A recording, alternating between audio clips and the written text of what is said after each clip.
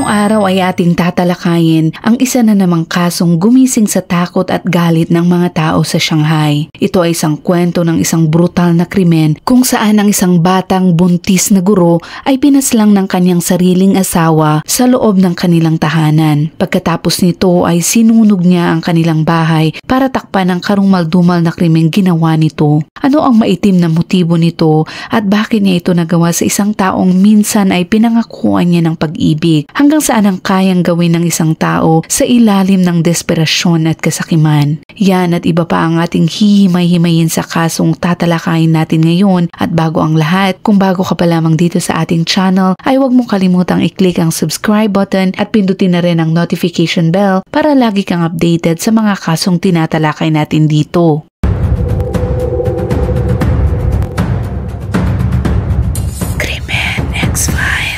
Isang normal at tahimik na umaga lang noon sa abalang syudad ng Pugong District, Shanghai nang biglang may lumalaking maitim na usok sa kalangitan. Mula sa mga CCTV sa kalsada, makikita ang napakatinding kaguluhan at sa isang banda naman ay mga taong nagsisigawan at nagtuturuan. Sa kabilang banda ay makikita din ang apoy at usok na lumalamon sa isang buong gusaling tirahan. Sa video, habang may mga sigaw at tunog ng alarm, may isang lalaking umiiyak, nagpupumiglas at pilit na kumakawala sa mga humahawak sa kanya. Gusto niyang sumugod papasok sa nagliliyab na gusali. Umaangat ang apoy, winawasak ang lahat at parang sinusunog pati ang puso ng isang desperadong ama. Hindi ito mapakali dahil alam niyang nasa loob ng gusaling iyon ang kanyang anak na babae. Isang simpleng umaga lang yun, pero ito ay naging isang parang bangungot. Mabilis namang dumating ang mga bumbero at ilang minuto lang ay nagsimula silang labanan ang matinding apoy. Pagkalipas ng mahigit isang oras ay sa wakas naapula na rin nila ang apoy. Pero pagpasok nila sa loob, sa gitna ng mga naabo at natupok na gamit ay natagpuan nila ang isang bangkay ng babae na halos hindi na makilala. Nang makumpirma ang pagkakakilanlan, dahan-dahang lumapit ang mga pulis sa ama na halos himatayin na sa labas. Ang biktima ay ang kanyang anak. Siya ay kinilalang si Teacher Liu Min, isang 26 na taong gulang at isang Chinese language teacher sa isang elementary school sa Shanghai. Dapat sana'y nasa eskwela na siya ng mga oras na iyon gaya ng normal na araw. Pero bakit siya namatay sa sunog ng umagang yaon? Marami rin ang nagtataka dahil sa laki ng apoy ay imposibleng hindi niya ito naramdaman at bakit hindi ito tumakbo. Hindi pa man natatapos ang pagdaluyong ng lungkot sa pamilya ay dumating ang resulta ng pagsusuri. Ito ay parang kidlat na bumagsak sa kalangitan. Ayon sa ulat, hindi namatay si Liu Min dahil sa sunog. Sa katawan niya ay halos hindi na siya makilala at nakita ng mga investigador ang isang fruit knife. Doon nagbago ang lahat. Hindi lang ito simpleng sunog, kundi ito ay isang planadong krimen. Bago pa man sumiklab ang apoy, pinatay na si Liu Min. Iniisip ng mga magulang niya kung paanong ang anak nilang mabait at tahimik na guro ay namatay ng ganon kasakit at nag-iisa. Halos hindi sila makapaniwala sa nangyari at paulit-ulit silang nahihimatay sa harap ng nadurog nilang tahanan. Ang ina niyang si Mrs. Dai ay nakatayo lang, nakatulala sa naging itim na bahay na halos hindi na ito makapagsalita sa sobrang sakit. Sino ang may lakas ng loob na gawin ito sa kanyang anak at sino ang kayang pumatay sa kanya at sunugin ang kanilang buong bahay? Habang patuloy na pinapatay ang apoy, nagsisimula pa lang ang totoong kirot. Ang tanong ng kanyang ina ay siya ring tanong ng pulisya ng Shanghai. Sino ang may ganitong kalupitan? Sa kabutihang palad noong 2020, halos buong syudad ng Shanghai ay bantay sarado na ng modernong surveillance cameras. At dahil nangyari ang kaso sa maliwanag na araw, mabilis na sinuri ng mga pulis ang mga CCTV sa paligid. Inisa-isa nila ito at unti-unting lumitaw ang mga pahiwatig. Mula sa maliliit na detalyeng mga nakita nila, nabuo ang buong larawan ng isang krimen. Dito ay unti-unting luminaw ang profile ng suspect. Nang makita ang resulta, parang binuhusan ng malamig na tubig ang lahat. Ang taong pumatay kay Teacher Liu Min at sinunog ang buong bahay para takpan ang ebidensya ay walang iba kundi ang mismong asawa niya na si Yan Moji. Ayon pa sa forensic examination, may nakita pa ang mga eksperto na may sanggol sa sinapupunan ni Liu Min. Ibig sabihin, nang mangyari ang krimen sa kanya, siya ay nagdadalang tao. Isang munting buhay na hindi man lang nagkaroon ng pagkakataong makita ang mundo at nawala kasabay ang kanyang ina. 3 buwan palang kasal sina Liu Min at Moji at hindi maipaliwanag ng kahit sino kung paano nagawa ito ng isang asawa na dapat sana ay nagsilbing protector at katuwang ni Liu Min. Ang balitang ito, kahit sino ang makarinig ay mapapatigil. Para sa bagong kasal, dapat pinakamasarap na panahon pa ito at puno ng pangarap, saya at pagbuo ng pamilya. Para sa marami, isang napakalaking katanungan kung ano ang nagtulak kay Moji para gawin ito sa kanyang asawa. At para maintindihan natin ang lahat, balikan natin ang araw na unang nagkita sina Liu Min at Moji. Si Liu Min ay kilala bilang isang mahinhin, tahimik at mabait na babae. Simula nang siya'y bata pa, siya ay inilarawan ng kanyang mga magulang na masunurin, hindi pasaway at hindi papalit-palit ng mga karelasyon. Pagkatapos magtapos sa Shanghai International Studies University, agad siyang natanggap para magturo sa isang kilalang elementary school sa Pudong, isang trabaho na pangarap ng maraming bagong guro. Tahimik lang ang naging buhay nito, papasok sa umaga at uuwi sa hapon. Minsan naman ay lumalabas siya kasama ang kanyang ilang mga kaibigan tuwing weekend, pero karamihan sa mga taong nakakasalamuhan niya ay kapwa rin niya mga guro. Maliit man ang kanyang naging mundo, siya naman ay napapalibutan ng mga totoong tao sa kanyang buhay. Si Teacher Liu Min ay isang gurong puno ng dedikasyon. Kapag may batang hindi pa nasusundo, hindi ito basta-basta umaalis lamang. At kahit gabi na, sinasamahan niya ang mga bata hanggang masundo sila isa-isa. May mga araw na 7:00 na siyang nakakauwi, pero ni minsan ay hindi ito nagreklamo. Dahil sa kanyang tiyaga at malasakit, mabilis siyang naging team leader ng buong grade level. Para sa isang early 20s na guro, malaking bagay iyon dahil ibig sabihin, magiging maganda ang kanyang hinaharap. Stable na trabaho, mga batang mahal siya, respetadong katrabaho, at may mga magulang na ipinagmamalaki siya ng lubos. Pero isang araw, ang pag-ibig na inakala niyang magiging pinakamatamis na bahagi ng kanyang buhay ay naging simula ng kanyang trahedya. Si Yan Moji na nasa 5'10" ang tangkad ay lumaki sa isang mayamang pamilya sa Shanghai. Bilang nag-iisang anak, halos lahat ng gusto niya ay ibinibigay sa kanya. Ang kanyang ama ay isang matagumpay na negosyante na nakapag-ipon ng malaking kayamanan, pero sa kasamaang palad, ang hindi niya naibigay sa anak ay ang kanyang oras, gabay at malasakit. Lumaki si Moji sa marangyang buhay, magagarang gamit, mamahaling laruan at nag-aral siya sa pinakamahal na mga private schools sa Shanghai. Noong panahong iyon, aabot sa 40,000 hanggang 60,000 RMB ang tuition niya kada semester. Ito ay humigit kumulang 504 pesos na halaga sa ating pera dito sa Pilipinas. Pero para sa ama ni Moji, halos parang barya lang iyon. Pagdating ng high school, lumabas ang problema. Hirap pa rin si Moji sa academics at hindi siya pumapasa sa kahit anong universidad sa China. Pero sa kabila nito, hindi ito ikinabahala ng kanyang ama. Para sa kanya, kayang ayusin ng pera ang lahat. Hindi naman nagdalawang isip ang kanyang ama at pinadala siya agad sa England para mag-aral. Ito ay umaasang baka magbago ang direksyon ng buhay ng kanyang anak. Mula tuition, renta, allowance, lahat ng gastos ay binabayaran ng kanyang ama na tila ba para sa kanya ay basta may pera okay na. Sa kabila ng lahat, hindi pa rin gumanda ang performance ni Moji sa school.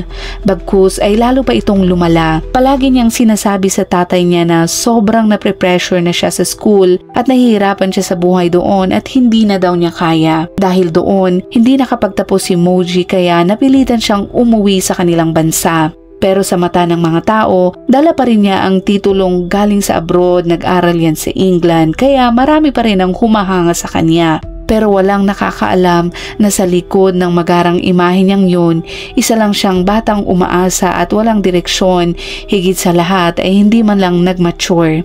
Sa kanya namang pagbabalik sa China ay sa kasamaang palad, ipinakilala ng kanilang kapitbahay si Teacher Liu Min sa kanya. Nagkakilala sila noong January 2019 at mabilis ang naging takbo ng kanilang relasyon. Noong Agosto 2019, kasal na sila sa papel. Noong January 1 taong 2020 naman ay opisyal na ginanap ang kanilang kasal. Ito ay puno ng basbas mula sa kanilang parehong pamilya. Sa unang buwan ng kanilang pagsasama ay parang maayos naman ang lahat. Walang ingay, walang gulo at yun lamang ay sa paningin ng lahat. Pinagmamalaki rin ng tatay ni Liu Min sa kanilang mga kapitbahay na ang anak niya ay ang pinakabatang team leader sa isang kilalang school sa Shanghai at ang manugang nito ay nag-aral abroad at may stable na trabaho sa isang auto parts manufacturing plant. Sabi ni Mr. Liu, halos maluha pa daw siya habang inaalala ang nangyari. Para sa kanya ay ang mahalaga daw ay pumayag ang kanyang anak at ginagalang nila ang desisyon niya. Pagkatapos ng kasal, maayos naman daw ang relasyon nila at wala silang nakikitang problema. Ang krimen ay nangyari ng Biyernes, pero noong Martes at Miyerkules, sina Liu Min at Muji ay nanatili sa bahay ng mga magulang ni Muji. Noong Huwebes, nagturo pa online si Liu Min sa bahay ng kanyang mga magulang at sa gabi, kumain pa daw sila ng sabay-sabay. Hindi nila noon kasama si Muji at sa mga oras daw na iyon ay wala silang kahit anong palatandaan na may mangyayaring masama. Ngunit isang araw lang ang lumipas ay biglang nagbago ang lahat. Isang araw bago ang insidente, masaya pang ikinukwento ni Liu Min sa nanay niya na siya ay buntis. Nagsisimula pa lang ito ng kanyang sariling pamilya pero sa kasamaang palad ay ito ay naputol agad. Sa panahon ngayon na madali lang magtago ng tunay na ugali sa likod ng magandang imahe, hindi rin nila akalain na ito ay isang overseas returnee na hindi pala nakapagtapos at ni degree ay hindi niya nakuha. Sa likod ng maayos nitong itsura at kunwari pang responsableng asawa ay meron pala siyang binubuong bisyo na unti-unting sumira sa pagkatao niya. Sa interogasyon, sinabi ng mga pulis sa kanya na ang mga magulang nito ay ayaw nang makialam pa sa krimeng ginawa nito sa kanyang asawa. Sinabi din ng mga pulis sa kanya ang masakit na katotohanan na sabi ng kanyang mga magulang ay ampun lang daw ito at ayaw na nilang makialam pa na tila ba ay nagsawa na sila sa pinaggagawa ng kanilang anak. Kinuwento pa ng adoptive father niya sa media na dati raw ay may sarili talaga silang anak pero namatay ito dahil sa leukemia. Sobrang sakit ng nangyaring ito sa kanila kaya nagpasya silang mag-ampon mula Anhui Province at ang batang iyon ay walang iba kundi si Muji. Simula noon, tinuring nila itong parang tunay na anak. Pinag-aral sa pinakamagagandang eskwelahan, binigay ang lahat-lahat, sinuportahan hanggang ito ay lumaki. Para sa kanila, si Muji ang pag-asa para punan ang butas na iniwan ng kanilang tunay na anak. Para sa mga umampon kay Muji, binigay nila ang kanilang lahat-lahat at gumastos ng limpak-limpak na salapi nang sa ganon ay lumaki man lang ito ng tama at may maayos na buhay. Pero kahit sa kabila ng lahat ng iyon, hindi ito natuto, hindi nagbago at hindi man lang nag-mature. Bagkus, unti-unti pa siyang nalubog sa masamang bisyo. Hindi niya pinagtutuon ng pansin ang kanyang pag-aaral, madalas lumiban sa klase, ginugugol ang pera ng walang iniisip at sa huli, bumalik pa siya sa China ng walang degree, walang direksyon at walang disiplina pa rin sa sarili. Kahit ganoon, patuloy pa rin na tinutulungan siya ng kanyang adoptive father. Ginamit nito ang kanyang koneksyon para magkaroon ng maayos na trabaho si Muji sa isang auto parts manufacturing plant. Pero sa kabila ng lahat, wala na sa isip ni Muji ang pagtatrabaho. Ang pagpasok nito sa trabaho araw-araw ay tila isang formalidad lamang. Para sa kanya, maliit ang halaga ng buwanang sahod nito na mahigit 3,000 RMB o mga 420 USD lamang kumpara sa allowance na ibinibigay noon ng kanyang ama. Upang lubusang makapagsugal, lihim na nag-resign si Muji sa planta nang hindi sinasabi sa kanyang mga magulang. Tuwing umaga, nagsusuot pa rin siya ng uniforme at gaya ng dati, bumabalik sa gabi para paniwalaan ng sinumang nakakita na maayos ang kanyang buhay. Napakagaling niyang maglihim kahit sa kanyang mga magulang na nakatira sa parehong bahay at kahit isa sa kanila ay wala man lang nakakaalam na siya ay umalis na pala sa kanyang trabaho. Lahat ng ito ay lumantad lamang nang tumawag ang Social Security Office sa ama at sinabi na hindi na nagbabayad si Muji ng insurance sa loob ng ilang buwan. Doon lamang napagtanto ng matandang ama na matagal na palang walang trabaho ang kanyang anak. Sa harap ng sunod-sunod na pagtatanong ng kanyang mga magulang, kinailangan na ni Mujing aminin ang lahat. Lumabas na pagkatapos niyang mag-resign, sinubukan daw niyang maghanap ng trabaho pero dahil wala siyang degree, karanasan o koneksyon, walang tumatanggap sa kanya. Nadismaya daw siya at nahikayat ng mga kaibigan sa online betting. Sa loob ng 6 na buwan ay tuluyan siyang nahulog sa malupit na mundo ng sugal. Kaunti lang ang kanyang mga panalo at dumarami ang kanyang utang. Nang maubos ang kanyang pera, nagsimula itong humiram sa mga loan shark. Ang principal interest at compound interest nito ay mabilis na lumaki at umabot sa mahigit 2 milyong RMB o mahigit $280,000 USD. Nang maubos na ang pera at iwan na siya ng mga kaibigan, wala na siyang mapuntahan kundi ang kanyang mga magulang. Sa desperasyon ay lumuhod si Muji sa harap ng kanyang ama, umiiyak habang sumulat ng pangakong titigil sa sugal at muling bubuo ng kanyang buhay. Sa mga panahong din yun ay hindi niya alam na ang kanyang adoptive father na nakatayo sa harap niya ay tahimik palang nakikipaglaban na sa kanyang terminal cancer. Isang ama na kinakaharap ang kamatayan, ngunit kailangan pa niyang intindihin ang sakit na dulot ng kanyang anak. Sa mga oras na nakaluhod si Muji at humihingi ng tawad, pinili pa rin nilang patawarin ito at panghawakan ang huling pag-asa na sana'y magbabago ito. Sa kanyang mga luhang pangako ay napalambot niya ang puso ng kanyang mga magulang. Binayaran nila ang kanyang utang sa mga loan sharks na mahigit 2 milyong RMB para lamang sa kanya. Naniniwala sila na matapos mailigtas mula sa bangin na iyon ay magbabago si Muji. Matututo siyang pahalagahan ang pagkakataong muling buuin ang kanyang buhay at marahil pagkatapos ng krisis sa utang ay mararamdaman din ni Muji ang kahihiyan at takot sa mga naging epekto nito sa kanyang mga ginawa. Pagkatapos noon ay tila nagbago naman si Muji. Sa panlabas, naging mas kalmado siya at nagsimulang muling magtrabaho at kumilos ng mas maayos at magalang sa mga tao sa paligid niya. Para siyang nawawalang anak na natutong bumalik sa tamang landas. Sa mga panahong iyon ay sakto namang nakilala niya si Teacher Liu Min. Nakilala niya ito sa pamamagitan ng isang kakilala. Mabilis silang nagkagustuhan at noong taong 2020, sila ay nagdesisyong magpakasal. Pareho namang natuwa ang pareho nilang mga pamilya. Ang pamilya ng lalaki ay nakatanggap ng isang mahinhin at edukadong manugang at ang pamilya naman ng babae ay nakatanggap ng isang manugang na nag-aral daw sa abroad at may matatag na trabaho. Sa paglipas ng panahon ay naging imahe sila ng mag-asawang bumubuo ng larawan ng kaligayahan, may mainit na tahanan, may parehong matatag na trabaho at hinaharap na puno ng pag-asa. Ngunit pagkatapos ng 3 buwan, doon nagtatapos ang kwento nila. Muling nawala ang kontrol ni Muji at sa pagkakataong ito, ginawa niya ang isang bagay na hindi kailanman mapapatawad ng mga nagmamahal kay Liu Min. Para sa mga magulang ni Liu Min, ang sakit ng pagkawala ng kanilang anak ay hindi lamang nauwi sa galit, kundi pati na rin sa matinding sama ng loob sa pamilya ng lalaki. Hindi nila maintindihan kung bakit itinago ng pamilya ng lalaki ang napakabigat na problema ni Muji sa kanyang sarili, sa kanyang pagsusugal at sa kanya mismong ugali bago ang naging kasal nila ng kanilang anak. Ayon sa kanila ay kung nalaman lang nila ang katotohanan, hindi daw sila papayag na ipakasal ang kanilang anak ng ganun-ganun lamang. Sa mga mata nila ay hindi lang ito krimen ng isang tao, kundi pandilin lang ng buong pamilya nito sa kanila. Pakiramdam ng mga magulang ni Liu Min ay naloko at pinagtaksilan sila at ito ay isang pagtataksil na nagdulot ng kamatayan ng kanilang pinakamamahal na anak. Ayon naman sa mga magulang ni Muji ay sila rin ay nagulat sa ginawa ng kanilang anak. Sinabi pa ng ama ni Muji sa isang panayam na wala daw siyang balak itago ang madilim na nakaraan ng kanilang anak. Binigyan daw niya si Muji ng 2 malinaw na daan.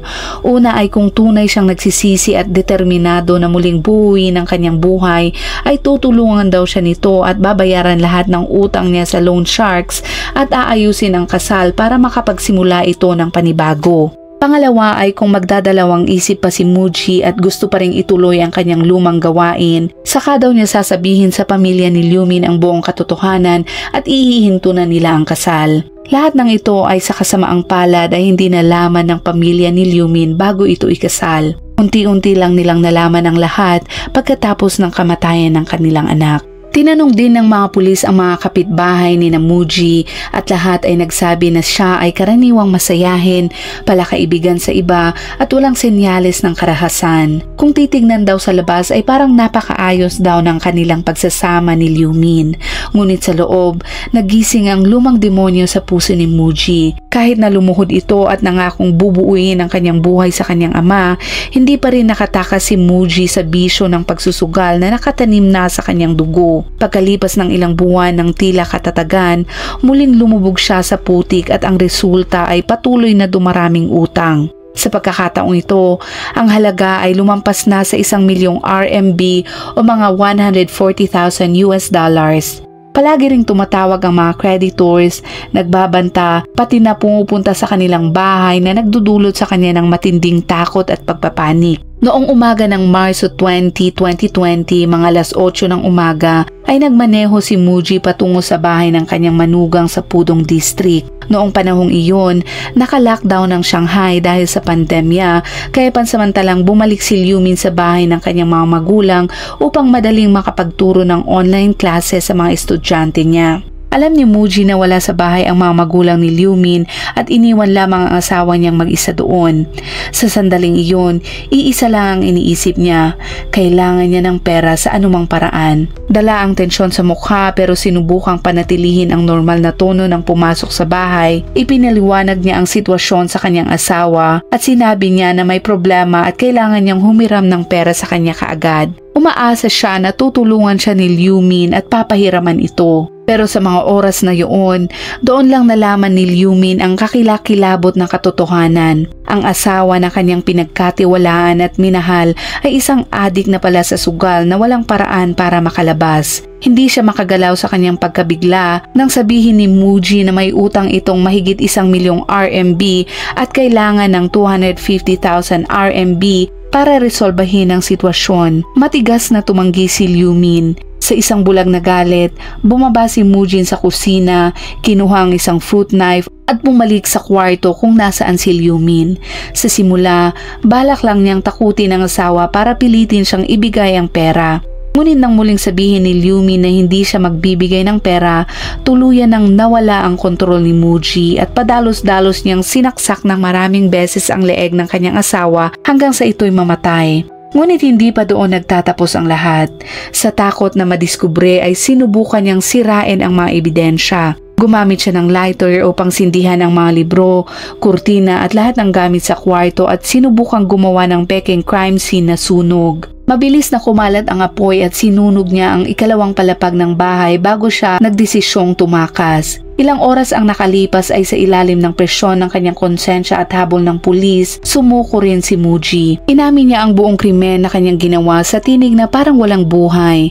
Sa nakarecord na interview ng tanungin tungkol sa kanyang hinaharap, maikli lang ang naging sagot ni Muji. Ayaw na daw niyang magsalita at naghihintay na lamang ito na siya ay patawan ng parusa. Pagkatapos sumuko, ipinakita ni Muji ang ugali na ikinagulat ng lahat ng mga nakasaksi. Wala siyang ipinakitang pagsisisi, takot o kahit man lang nasaktan sa kanyang ginawa. Para sa kanya, gumuho na ang lahat at wala na siyang matatakbuhan kaya mas nanaisin niyang mamatay na lamang. Dahil sa kakaibang ugaling pinakita nito, kinailangan ng pulisya na magsagawa ng psychiatric evaluation para alamin kung may mental disorder ng kontrol niya sa kilos.